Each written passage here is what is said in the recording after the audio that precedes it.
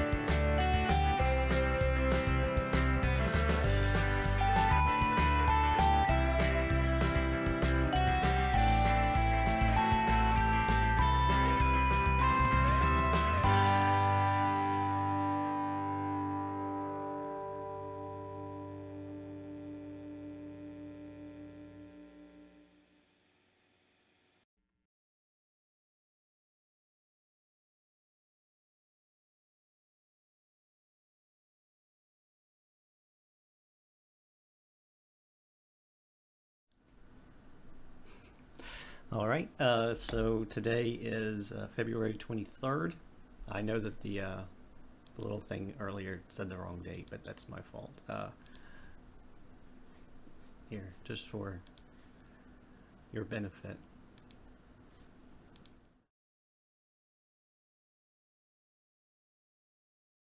We'll transition back to me.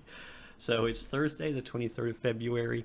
And today is a very interesting topic, and it's something that I've been wanting to talk about for a while, and it's the fake news thing. So if you watched my video on the internet blackout in Cameroon, you know that I sort of went on a little bit of a rant, a little bit of a tangent about fake news and my opinion on fake news, and sort of what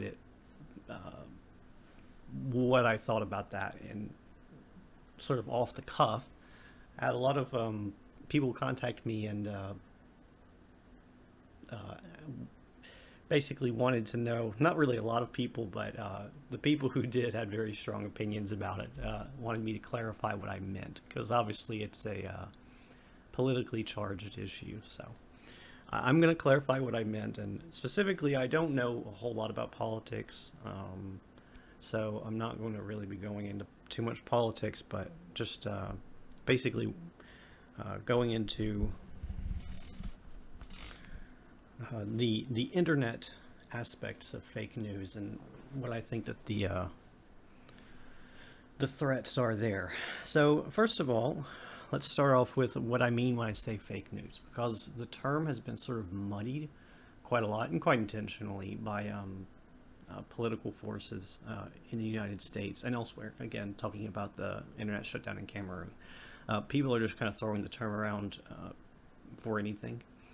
Originally, it was meant to refer to fake as in completely made up news that just isn't true at all.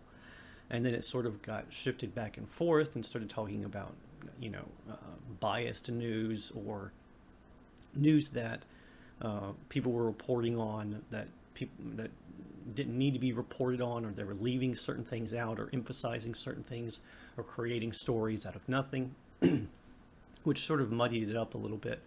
I'm going to categorize all of those things sort of as issues with journalism, and not really talk about that. I'm more interested in the fake news, the really fake stuff, the stuff that is explicitly not true. So let's talk about that. So what's the purpose of fake news? Well, the purpose, for the most part, is to make money. Number one. That is on the internet. The number one purpose of fake news is to make money, and anyone who says otherwise is, even if they, I was reading some articles about people who make this stuff, and they were saying, oh, I wanted to influence this candidate, or I wanted to do that. I don't really believe that anyone cares that much about politics to go to all that trouble. And then when you look at how much money that they're raking in from these websites, I'm sort of skeptical about I'm skeptical about their bad motivations of manipulating people. I think that it's even worse than that. I think that they're just trying to make money off of people. So anyway, that's my opinion on that. So that's number one, is to make money through clicks. If you think that I'm wrong about that, and you think that people are creating fake news out of the goodness of their own heart, then try to find one that doesn't have advertisements on it. Try to find a fake news website or something that doesn't link to somewhere that wants you to buy something or click on an ad or get page hits or something like that. It's really hard to do. But that being said, sometimes people do spread fake stories. One of the things that different groups like white supremacists are very fond of doing is to spread fake information to try to warp people's ideas about the world and how the world works. And so they'll send out fake statistics or crime statistics, or they'll make up a story about someone of a racial minority getting away with something, and they'll make it super outrageous. If you saw the movie Unforgiven with Clint Eastwood, I know that seems like a completely different topic, but it centers around a story of a lady who gets assaulted, and then they open up a bounty on the head of the guy who did it. And by the time the story makes it all the way to Clint Eastwood's character, she's been, the story is that she's been horribly mutilated and all these horrible things that happened to her. Of course, the audience, we know that that isn't true, but I liked the way that it showed kind of how the rumor spread through there. And so by the time he got there, he felt very justified in murdering this person who had done all of this. Yeah, it works the exact same way in recruiting for those kinds of organizations. Is they'll sort of make up these stories to try to rile people up, and you see a lot of that.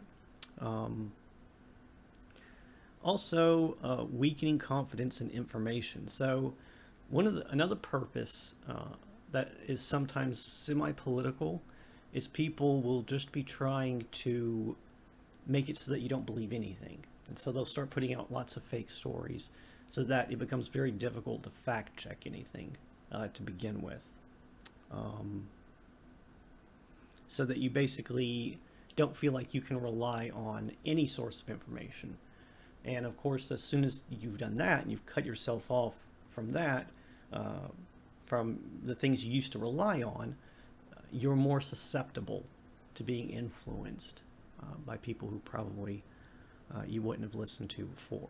So that's a very common tactic in supremacist organizations and recruiting and stuff. And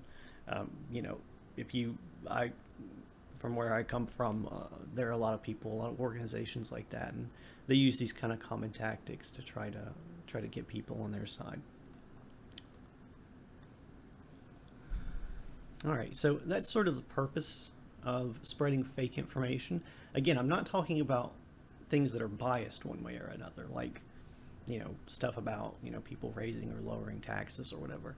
I'm specifically talking about people who are actually making up wholesale lies and the reasons why they do that and how they go about it. There are a lot more sort of innocent or even noble reasons why people might decide to try to be biased one way or another. But in this case, there's no nobility in completely lying. So let's move on here.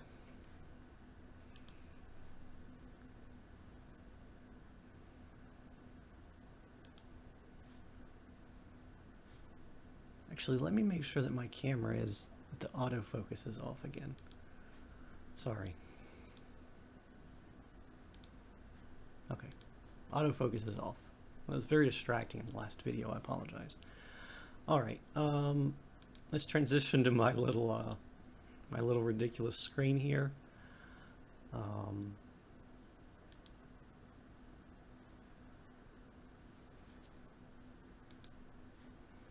All right. And we'll talk about the kinds of fake news that we see. So, probably the most common kind of fake news that I think we've all seen is the idea of somebody dying. Um, uh, so, Mark Twain famously said that the reports of his death were exaggerated after it had kind of made a circulation in the papers that he had passed away, when really it was one of his cousins. Um, you see these all the time, right? Celebrity deaths and things like that pop up. So I think that that's sort of the one that pretty much everyone is familiar with. The idea that there's this big announcement that somebody died, somebody famous died. Everybody goes to the website or clicks on the link to see that, and then they get ad revenue from just basically misleading people, tricking people. Another one that's very common are free money scams, and so people will put out these announcements and these things, usually saying something to the effect of, you have to act right now. The money's not going to be there forever. You need to, go and grab this right away. This to me doesn't look legitimate. This this advertisement. I suspect that that maybe there's no actual free government money here. I don't know if it's the question mark suit on Obama, or or the fact that it's called govgrantfunds.com, which I am not endorsing, by the way. Since it's almost certainly a scam website, right? But the idea is that, you say that due to the recent news about, Obama passing some law that entitles everybody to all this free money, then you can have it, but you have to go through these steps to get it. And that seemed to be very, very popular because you had Cash for Clunkers, which was a real program. And you had all kinds of people jumping on the back of that saying, come to our dealership and we'll give you this special offer approved by Obama himself. And of course, it had nothing to do with that, right? The same thing with, the mobile phone effort that he let out, tons of scams related to that. So basically, anytime that there's any sort of a government program, you're going to have all of these sort of bleachers trying to trick people into thinking that there's somehow associated with these government programs. And then people get ripped off, and then they get mad, and then, well, who do they blame, right? So yeah, there's that. There's the free money stuff. The other one is, and this one, I'm sorry, just cracks me up. It's political propaganda. Obviously, they just try to, trick you into thinking something different. So we have this picture here of Donald Trump with his arm up next to a picture of Hitler not even doing a Sieg Heil, which is interesting. He just kind of has his arm up and, making a point. And it says, Hitler had his Berlin Wall. Trump wants to build a wall. Like, it's an absolute nonsense. I actually, this picture was so funny that I had to make sure I wasn't being tricked. So I looked up this Occupy Democrats group to make sure that they're a real liberal organization and not a fake one. And they are, in fact, as far as I can tell, a real organization that is actually sincere about their liberalism. I suspect, going back to what I said at the beginning, that they're really just trying to make money, because this is just ridiculous. If you wonder why this is stupid, you can message me afterwards, and I'll explain it to you. But anyway, this is pretty much an example of this sort of thing that you see floating around on Facebook feeds and stuff. Another classic example that comes up a lot is the whole, thing about Obama's a Muslim. He's he's a terrorist sympathizer. He's a plant from Al Qaeda. He's wasn't born in the United States. All of that stuff that just went around and around and around for years and years and years after he was first elected. Again, I think I've seen a lot of shoops in my time, and if you look really closely at the pixels on this one, I think that that's not actually a picture of Barack Obama. Pretty sure. But anyway, you see stupid stuff like this get circulated all the time, and they'll have these, crazy headlines and things. But anyway, so yeah, political propaganda. And again, I kind of talked about this a little bit earlier, but racial propaganda. They like to make these infographics that show, crimes committed by minorities and stuff like that, and pass that around, usually with either completely made up wholesale, or they've cherry picked data, or they're referencing reports that don't say what they say that they do. And there is presented as news. It's presented as, this breaking study just came out showing, whatever. So those are the kinds of things that get passed around quite a lot. And I did want to talk about what are the different forms that this comes in. Well, the first and the most obvious that I think people watching this are most familiar with would be Facebook, right? Facebook has had a lot of criticism here lately about circulating and propagating and supporting fake news. So I think a lot of people get their news from Facebook. I don't. I can't imagine why you would. If you do, stop. Don't do that. That's really dumb, to put it bluntly. Facebook is not. That's not an avenue for truth. It's an avenue for gossiping and rumors and sort of mass hysteria. There's no way you're going to get to the truth from starting from that point. You're better off using Facebook to post pictures of your cats and your babies and stuff and leave it at that. But that's me coming from a very anti-Facebook perspective. So maybe if, you can find a way to make it work, but really you should be getting your information about the world from somewhere that's not Facebook. Just don't even do it. Man, I just went on that was a little bit intense. I apologize if I offended you, if you're a huge Facebook user, but that is really how I feel about it. I don't think any good can come from spending more time on Facebook than you absolutely need to. Another place, and I think these are very interesting, are these fake news websites. So this is the logo for abcnews.com.co, which is not ABC News, the American Broadcasting Corporation News. It's just these people who founded a website, and it's filled with just fake nonsense, just complete gibberish, basically.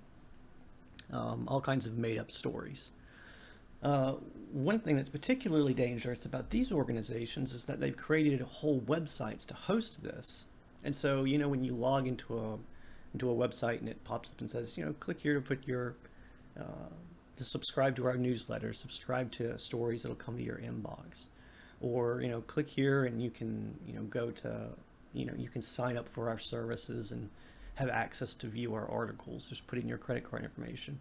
When you're talking about organizations like this that are sort of already very, very sketchy, you introduce the additional threat of all kinds of cyber threats. That is to say, if you go and you put your email address and you say, yes, I'd like to updates for your stories, your email address is almost certainly going to be sold to spammers, right? If you put in your credit card information, who knows what's going to happen to it.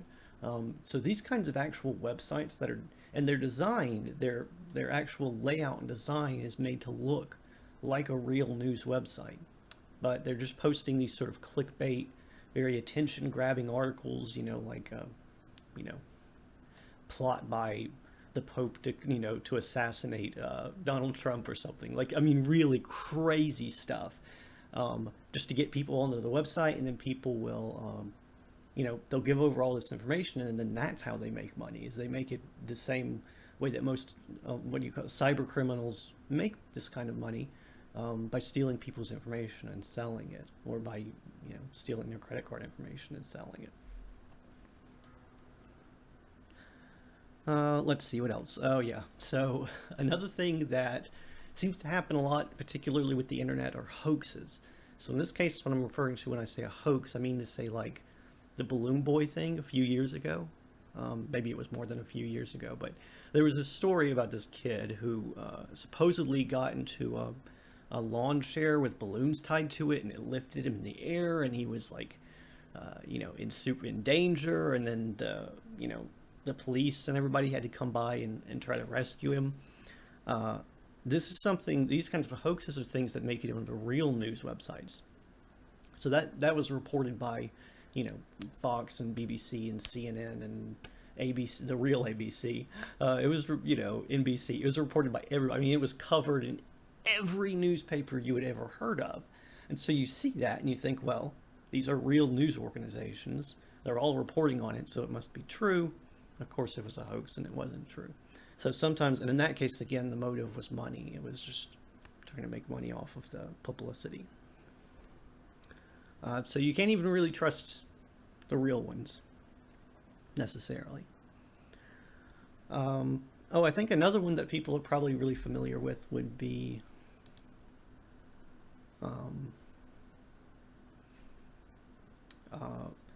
chain emails. Obviously, I didn't even mention that earlier, but you get an email that says, forward, reply, one of those emails that basically has some ridiculous claim in it. And so I don't know if those are still as popular anymore with all of the spam filtering.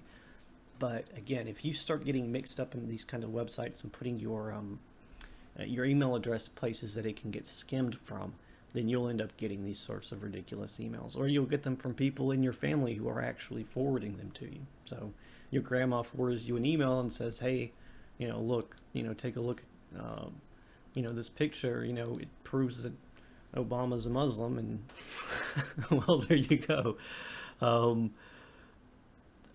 so then you have to sort of deal with that, because by the time it's gotten to her, it's already gone through this massive chain of people who have all been tricked by it.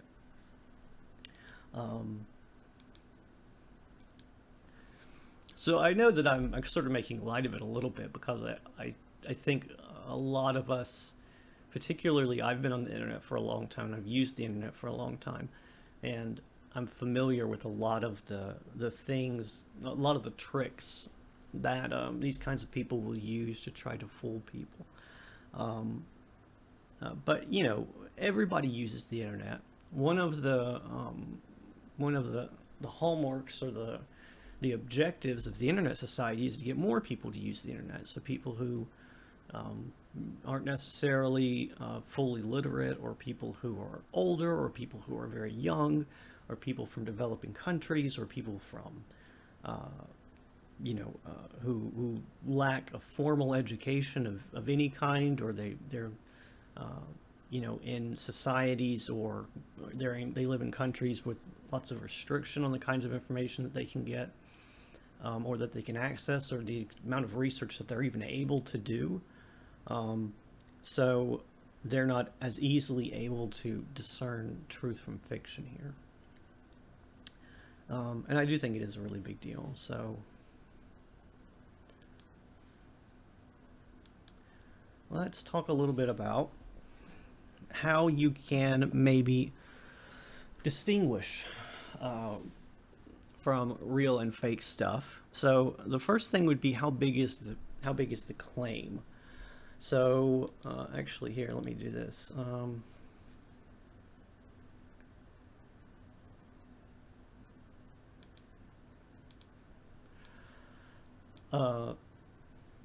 Well, maybe I will, maybe I won't. I was thinking about maybe showing you a fake website. I'm a little bit concerned about, again, for security reasons.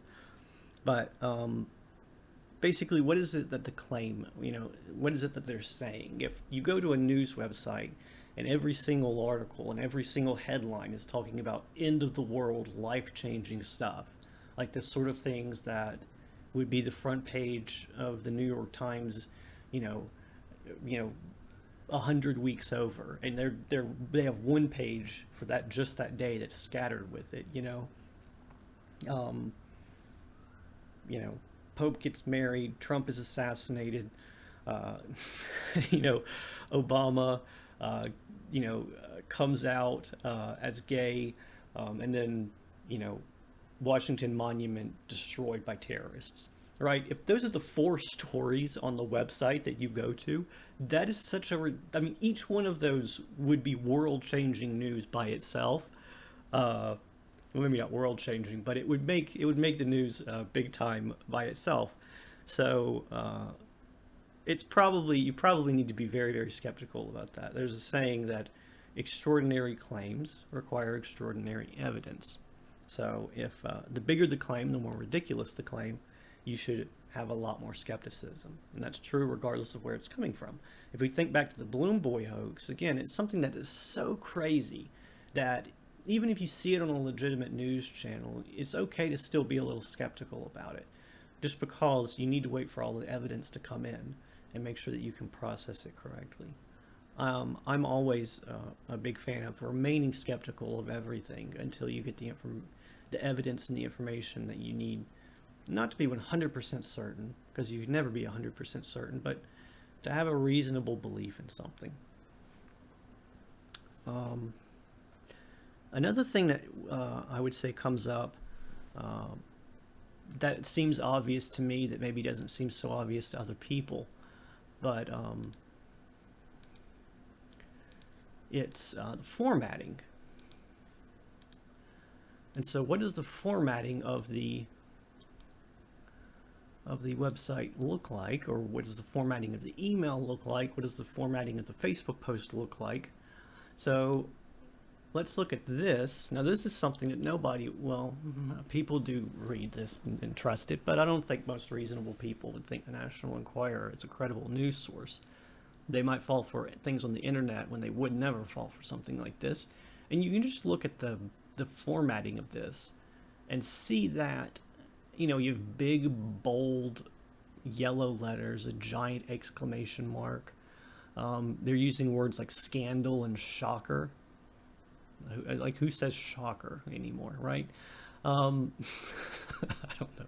Maybe I'm being picky now, but the point is you have the right big red banner at the bottom, explosive secrets exposed. Just looking at the formatting of something, does it seem like something that seems very serious and takes its claims very seriously? Or is it something that seems to be designed for the purposes of entertainment? So anyway, the formatting can sometimes tip you off. Then you have to actually look at what the author or the website is. So you need to find out, first of all, is there an author? I would say that the number one thing that tips you off that what you're reading isn't true, or what you're reading is completely made up, is if there's no author and if there's no reference to what the sources are. Scientists don't say anything, right? Scientists don't discover things. Specific people, a human being at a human institution, discovers something or comes to a conclusion or publishes a report or a study. They don't just, it just doesn't just manifest out of nowhere. And so you need to really look at where it is that they say it's coming from. If the piece itself doesn't have an author, then it's almost certainly fake. If it has an author, but you're not sure about their credibility, but then they don't cite any sources at all, then it's almost certainly fake as well. Anyone who's trying to convince you of anything, and this is, sort of writing a convincing argument 101, is going to provide evidence. If I have something that I believe in that I want to try to convince you is true, then I'm going to provide as much evidence as I possibly can and make sure that you have access to that evidence. I want you to see the evidence. I want you to be able to examine it so that it changes your mind. And anyone who tries to hide that from you is probably just trying to trick you. Also, there's a lot of satire on the internet. Just doing the research for this little presentation, I was trying to come up with examples and stuff, and a lot of it was hard. It was really hard to find stuff that people genuinely meant. Sort of like that ridiculous Trump and Hitler image. I just it beggared belief that someone could not know that Hitler didn't build the Berlin Wall and had nothing to do with the Berlin Wall. Like, I looked at this and I literally could not believe that anyone could seriously put out something this stupid and misinformed. So I was like, this has to be like the exact opposite. It's like it's some group trying to make people who are against Trump look stupid, but I was wrong. So, and I think the rule for that there's a called Poe's law on the internet. Basically, whenever you think somebody is being satirical, uh, um, they'll prove you wrong by actually living up or down to those standards. Uh, so this looked like satire to me, and I was wrong about that. Um, so there's that. But it was a lot of fun looking for the different pictures because there are a lot of really funny and interesting satires out there. The Onion comes to mind um, as probably one of the most well known and one of the best. But there are tons and tons of websites out there that make these kinds of jokes. The problem is when the jokes get passed around as if they were real. So the last thing that I want to say, and this is sort of tying into what I said in my Cameroon discussion, is that I don't think that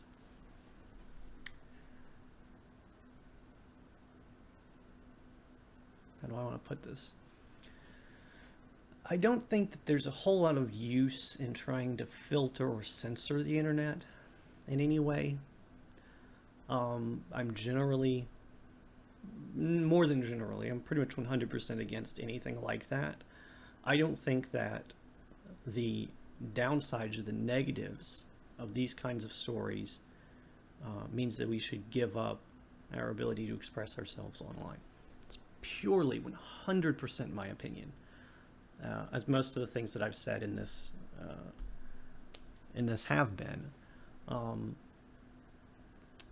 But that being said, I think that what we really need to do is to educate people, sort of like the advice that I was giving a second ago, but in a more thorough way from a young age on how to determine what is true and what isn't in the media that they're consuming.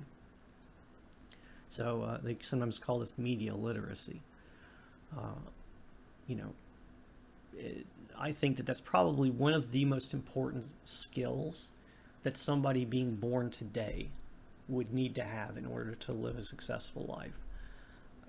Maybe you could get away with it at my age. I doubt it. Um, you can go live off in the mountains somewhere.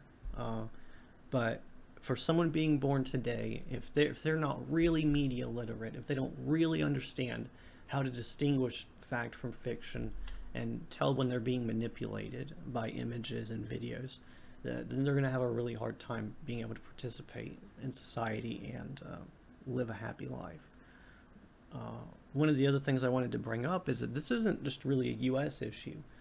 You know, where do you think people get radicalized towards terrorism today?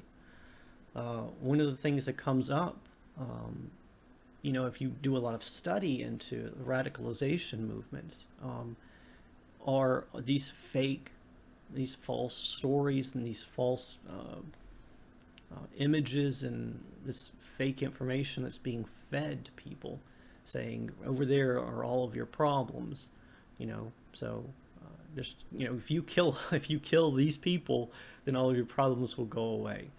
Uh, and that's not just something that happens, you know, in other countries. It happens here too, and we're starting to see little bits and pieces of that now, where people are becoming more and more violent or violently inclined because they've been so fooled and so tricked by some of this stuff. Um, so I think that if I was going to put together a curriculum for students of the, of this century, media literacy would be very high on that. And, you know, uh, I think that that's probably a worthwhile worldwide effort, just because it seems like if we are not able to discern what's true and what isn't, if we can't all agree on what the facts are, we're never going to be able to have an actual conversation or come to any conclusions at all. Um, I think it's hard enough for people to ever compromise when they do agree on all the facts. and they just have different opinions. If we all have different facts, then what hope do we have? So maybe a little bit of a downer ending there, but that's how I feel about it. If you are interested in talking to me more about this, or if you disagree with everything that I've said, which is fine, remember we're meeting this Saturday, and we'll be having, that's our in-person meeting. So check that out. Check out our meetup page. You can send me an email at admin@isoc-nc.org, and you can tell me what an idiot I am if you disagree with everything that I've said. But anyway, I am interested in knowing what you guys think about this, particularly solutions. This is a hard one for me. This is a tough one because I do think that this is really, really bad, and it's the source of a lot of problems today, is all this fake information on both sides, and I've shown examples of that. And not just both sides, but all sides. So it's not just a U.S. thing, it's not just a U.S. politics thing, but it's a worldwide phenomenon. And we need to come up with some way to deal with the repercussions of that without resorting to censorship or doing things that are going to restrict the flow of information on the internet. And I'm not really sure how to go about doing that. So I am interested in hearing what you guys have to say about that. But anyway, that's it for me today. We'll have our meeting this Saturday, and then next Thursday I don't have a topic chosen, so if you think of anything you'd like to hear me rant about, let me know, and I'll see you then.